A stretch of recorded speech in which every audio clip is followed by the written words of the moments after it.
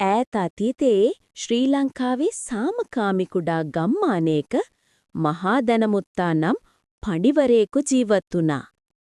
ඔහුත් එක්ක ඔහුට පණ වගේ ආදරය කරන ඒත් හරිම මෝඩ ගෝලියෝ 5 දෙනෙකුත් හිටියා. දවසක් උදේ මහා දැනමුත්තා තීරණය කළා තමන්ගේ ගෝලයන්ගේ බුද්ධිය ටිකක් පරීක්ෂා කරලා බලන්න.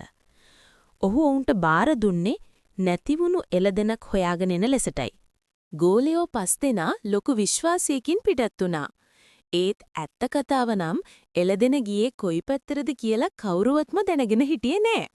ගමන අතරතුර ගඟක් හම්බ වුණාම ඒකෙන් නෙගොඩ වෙන හොඳම විදිහ ගැන මේ 5 දෙනා පැය ගාණක් තිස්සේ වාද කළා. කොහොම හරි ගඟෙන් නෙගොඩ වෙලා වුන් 5 දෙනා ඉන්නවද කියලා ගණන් කරන්න ගත්තා.